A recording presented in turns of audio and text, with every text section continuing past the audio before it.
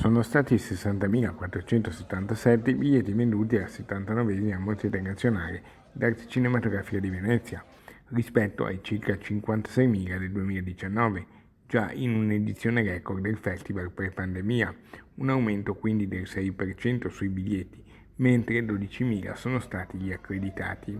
Il presidente della Biennale di Venezia, Roberto Cicutto, è felice. Numeri importanti che ovviamente sono anche dovuti al ritorno della capienza al 100% delle sale.